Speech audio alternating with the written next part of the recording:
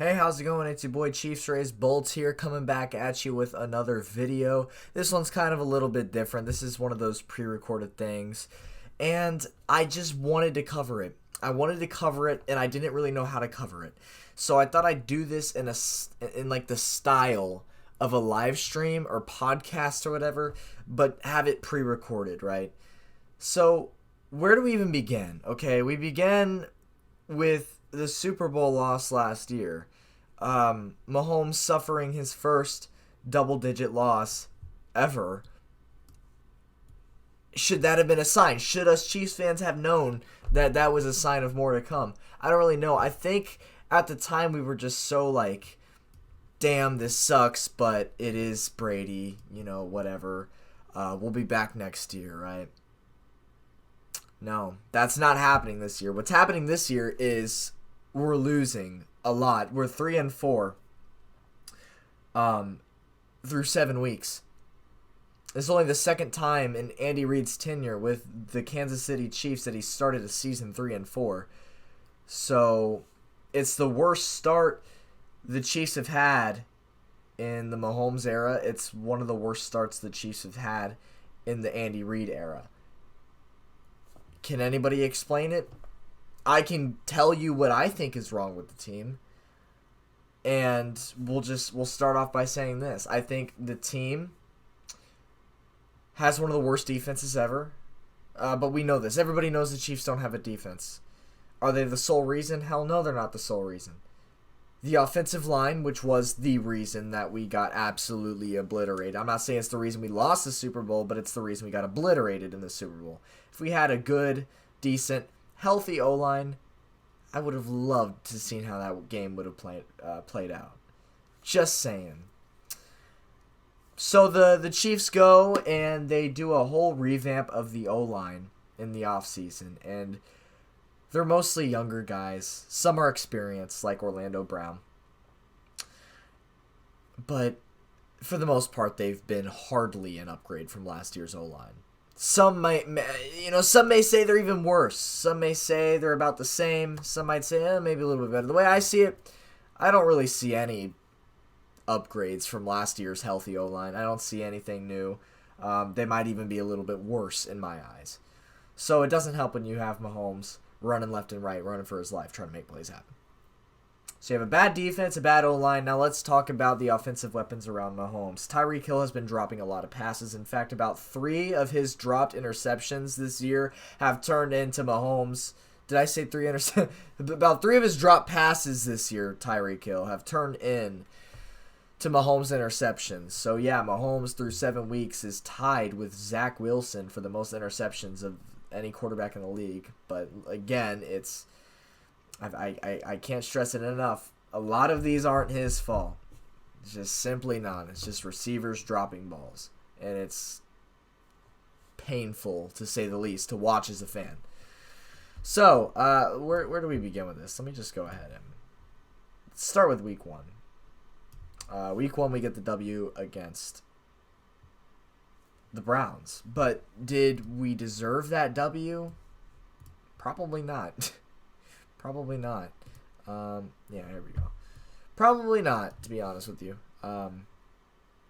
If not for their punter muffing the kick, the punt, late in, what was it, the 3rd or 4th? And getting the Chiefs into prime position for a touchdown, yeah, we probably lose that game. We deserve to lose that game, I can tell you that much. Next week, W against the Ravens. No W against the... I'm sorry, I'm used to beating the Ravens. An L against the Ravens, actually, and that's a terrible color to show. But we have an L against the Ravens. And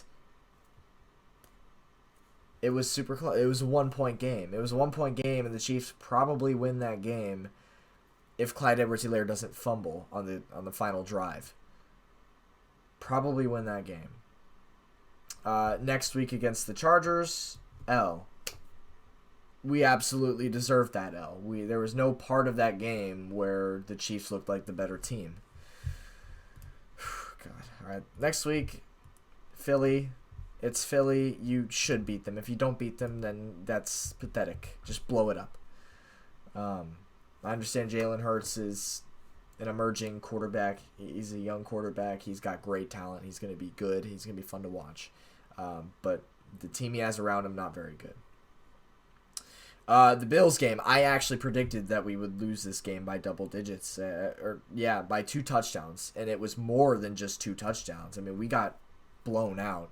And this was no surprise to me because the way that the Chiefs have been playing up to this point in the season, there was no part of me that was like, okay, yeah, we have a chance against Buffalo.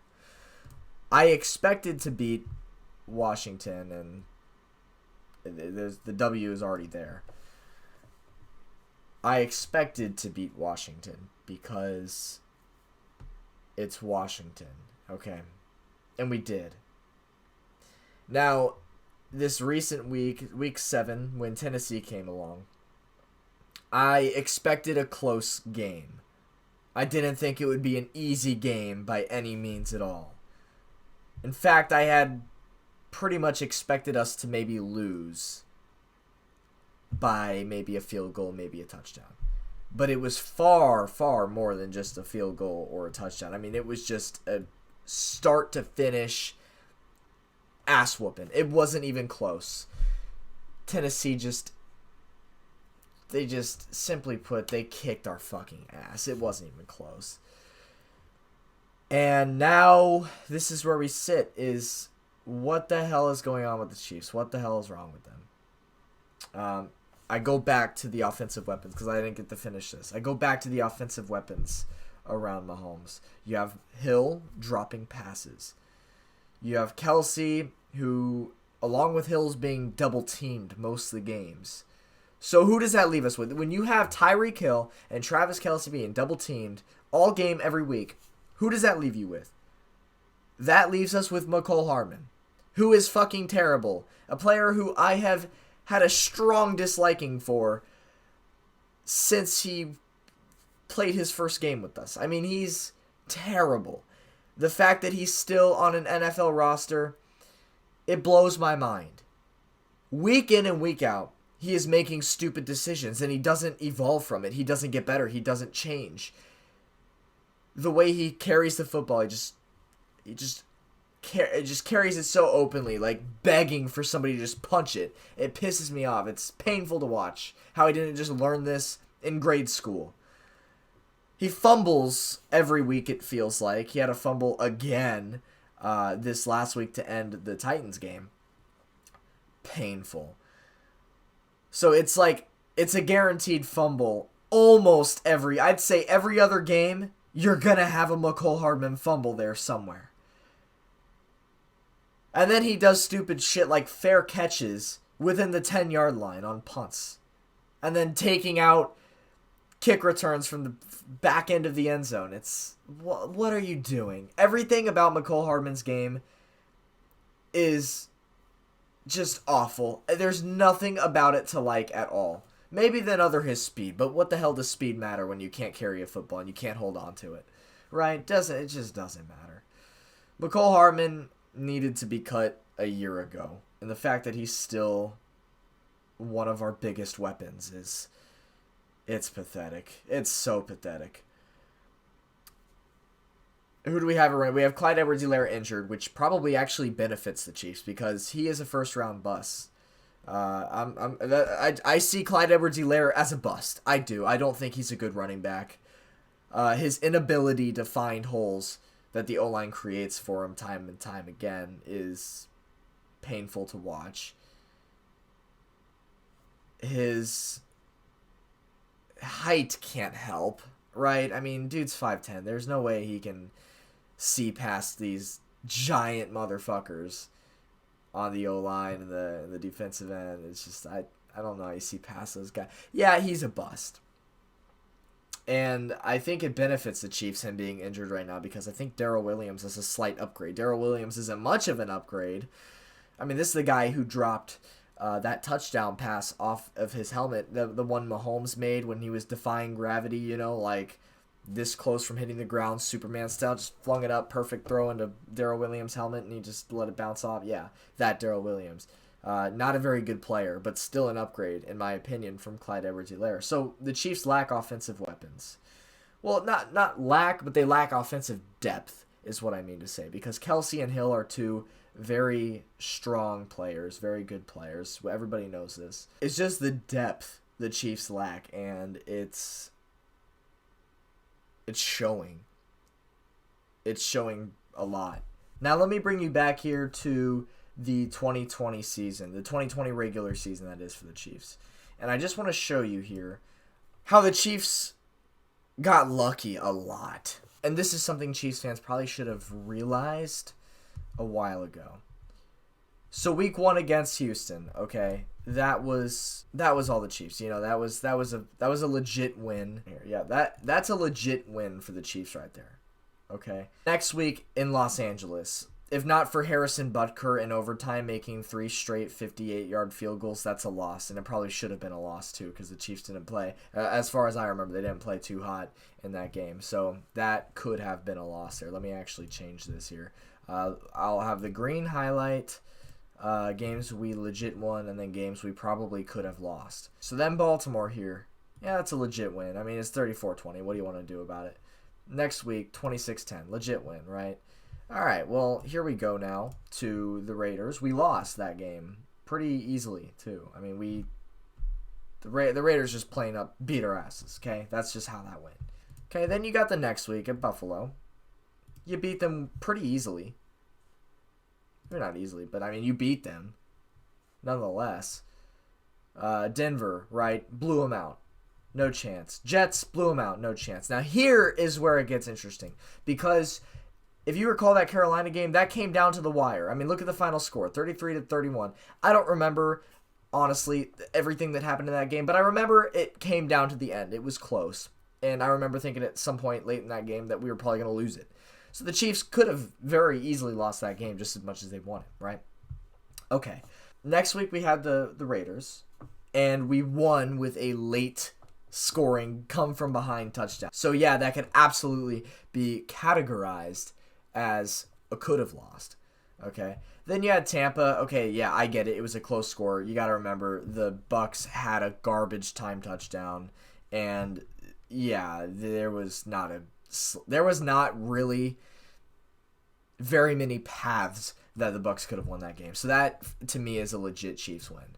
Okay. The next week against Denver, the Chiefs played horridly. I was at that game, and the entire time it was like, did the team show up today? Like, where is everybody? This is garbage. And it took until like the third quarter for them to finally get their first touchdown. I think they only had 1 or 2 touchdowns that game, but either way, it was mostly field goals. And we were just fortunate that it was Denver in town. But absolutely, they could have lost that game. Next week against Miami. Listen, this is the same result in Miami as it was in Tampa, where the Dolphins just had a garbage time touchdown. The Chiefs were blowing them out the entire first half, pretty much the entire third quarter. Fourth quarter, they made a little bit of a comeback, but no, that's, again, like the Bucs game, there wasn't very many opportunities for the Dolphins to come from behind there. So yeah, that's absolutely a legit Chiefs win there. New Orleans was not an absolute Chiefs win. That was a very close game. If you recall, Mahomes had a really, really insane back left corner end zone touchdown pass late in the game to McCole Hardman. It was just like, whoa, did that just happen? Now here's where it's fun, right? Because week 16 against Atlanta, I know Chiefs fans will definitely remember this game. This was the game that should have gone to overtime because with the clock expiring, Younghoe Koo lines up for a chip shot game-tying field goal and shanks it. Chiefs win. And the Chiefs played like shit all game prior to that. I mean, they put up 17 against Atlanta. So I'm just saying that was a pathetic performance again from the Chiefs. And then we lost with Henne starting the next week because we had already clinched the first seed. What's the point I'm trying to make through all of this? I guess the point I'm trying to make is the fact that the Chiefs got lucky a lot last year. And it seems like this year we're getting similar games. Like you take the Ravens game, for example, this year. We lose by 1 point. We probably win if Clyde Edwards-Helaire doesn't fumble. And overall, it's just like it seems like there's just more games where luck is not in our favor this year. And I'm absolutely not saying the reason the Chiefs suck this year is because they're getting unlucky. Fuck no. Absolutely not. I'm pointing out the fact that we got lucky a lot last year, and based off of that, it shouldn't really come as much of a surprise that there are more games this year not going our way. Say these other games last year didn't go our way. That's our record. I mean, that's what we're looking at right here. We're looking at an 8-8 record if luck doesn't go our way last year. And I'm not saying, oh, well, the Chiefs were good last year because of luck. They made the Super Bowl. You don't make the Super Bowl with luck. They were a damn good team, the Chiefs were. But they underperformed a lot. They underperformed in a lot of these games.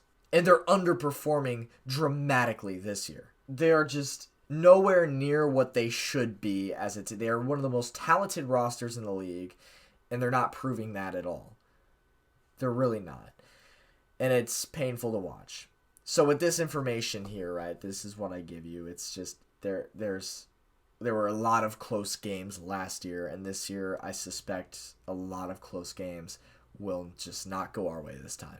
All right, so back to the 2020 schedule. So we had, as a Chiefs fan right now, this is what I expect of the team. I expect nothing's going to change. I expect that they're going to continue to underperform, and I expect that this is just a lost cause of a season. It's done. There's no turning it around at this point. The ship has already set sail. It's a lost cause. Chiefs probably won't even make the playoffs this year, which is something under Mahomes, I never really wanted to say, or something I didn't think I'd ever be saying as Mahomes being our quarterback. But it really just does go to show that you can't single-handedly carry a team on your back. It's not a one-man show. It's a 54, 56, what you get the point, man roster, right? You get the point. So here's what I expect from the Chiefs. I expect them to win this Monday against the Giants. I expect them to lose pretty heavily to Green Bay. I'm talking at least 2 touchdowns. The following week, they are at the Raiders. That's going to be another loss. It's going to be another loss, and it might be a little bit closer, but it's still going to be a loss. Then we have the Cowboys. That's going to be the 3rd straight loss for the Chiefs. Hate to say it, but that's just the way it's going to be. Then you have the Broncos at home, and the Chiefs find a way to get back on a winning track, right? And everybody's going to think, oh, well, they finally won a game again. Maybe they can start turning it around late in the season. Okay, whatever. Then we get the Raiders at home. Yeah, maybe we get another win. Maybe people start to think, okay, well, the Chiefs are turning around. They might be a wild card team.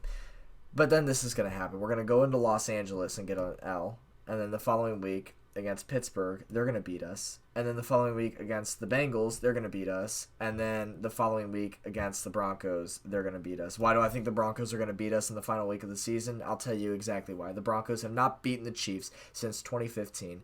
10-game losing streak for the Broncos, I believe, against the Chiefs. So they are long, long overdue. And the fact that the Chiefs are having a bad year just makes it that much more believable that the Broncos will finally get a win against us. And I actually meant to draw an L there. So yeah, I mean, there you have it. This is what I think is the current state of the Chiefs. This is what I think we're going to do.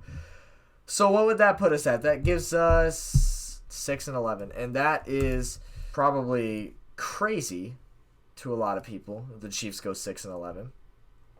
And it is crazy because it shouldn't be that way. We have the talent to not be that bad. But I do want to let you know that statistically the Chiefs have the toughest remaining schedule in the National Football League. And you could just see the teams here. Yeah, it's not going to be easy. It's a bitch of a schedule. And the Chiefs just aren't that good. They just aren't that good, especially against these good offensive teams like the Cowboys, the Packers, the Raiders, the Chargers, the Bengals. I mean, my God, it's just all these teams have been performing so well, and the Chiefs haven't. So I don't know what to tell you guys, but I think realistically, this could be that Titans loss speaking to me, saying, okay, well, I'm still pissed off about the Titans loss, so I'm going to be a pessimist about the rest of the schedule. It could be that. But as of right now, I really genuinely think this is where the Chiefs are headed. 6-11, lost cause. What do we do in the offseason? Well, I'll tell you what I would do if I was Brett Veach, the general manager of the Kansas City Chiefs. I would fire Spags. He has shown that he has not turned this defense around from the Bob Sutton days. It's not going to get better. He's not just going to magically improve. The defense is fucking terrible. Spags is out. Spags is gone. I cut McCole Hardman like that. If I'm Brett Veach, I would have cut McCole Hardman a year and a half ago. But, at the end of this season, let's go ahead and cut him because we don't like him. He's a trash player. Same with Clyde Edwards-Helaire. Cut Clyde Edwards-Helaire. Revamp the O-line again. If they don't improve. I'm still going to give them a few more weeks to improve because, again, they're a new group of guys trying to play together and fit the mold. But if they don't improve and they continue to suck ass at the end of the season, cut them. New O-line. And then with the draft, next year's draft, just go all-out defense. All-out defense. Maybe try to pick up a third-round under-the-radar running back. Somebody who is overlooked by a lot of teams. I don't even know. I'm not a college recruit. I don't know anything about college. What I'm saying is maybe draft a running back in one of the later rounds, early/later rounds. But other than that, mostly just go all defense. All defense. We need a defense desperately. And if we really do finish with a 6-11 record, if I'm Clark Hunt, the owner of the Chiefs, I'm starting to consider in the back of my head potentially firing Andy Reid. His old school style play calling of football with Mahomes at quarterback pisses me off so much. Why are we using this guy and treating him like he's Geno Smith? This is Patrick Mahomes, one of the greatest young talents this league has ever seen. So why are we making him throw checkdowns, screens, handoffs? Why are we not letting him just go full on greatest show on turf St. Louis Rams style? Just ball out. Why are we not letting him do that? And that pisses me off. Another thing is he continues to say oh wow, I'm so shocked that we're getting blown out. So you just expect to easily beat everybody every week? That's not the way it's been. We absolutely should not have scored just 3 points against the Titans. It just shouldn't have happened. Somebody's got to say it. Somebody's got to say it. I kind of blame Andy Reid for that. Maybe it's bad play calling. Maybe it's Eric Bieniemy too. I'm assuming a lot of it has to do with Eric Bieniemy as well. And I think he needs to go as well. Offseason, get rid of Bieniemy. Get rid of Bieniemy. Get rid of Spags. We need to revamp the coaching staff too. There's just a lot of holes in this Chiefs team. And if they don't get it fixed soon, then there's going to be a lot of these painful seasons where you have one of the best quarterbacks in the league and you consistently find a way to miss the playoffs or just barely sneak into a wild card spot. And that's just some food for thought for you guys. This is where I see the Chiefs. This is how I see the Chiefs. I needed to let you know my opinions because I'm not going in full depth like I am here, like I do in my recaps, right? I'm not going full on analyzing everything and last year's schedule and all that. But this is how I see the Chiefs. And it's sad. Because, again, we shouldn't be underperforming. We shouldn't be playing the way we have with the roster that we have. But, again, it's not going to get better. It's just not. So, with that being said, I guess I will catch you in the next video. Let me know, Chiefs fans, what you think about this team, where you see them going. Because I want to hear some opinions other than mine. I want to hear some other voices within the kingdom talk about what they think is wrong with the team. So there you go. I'll leave you at that. Catch you in the next video. Peace out.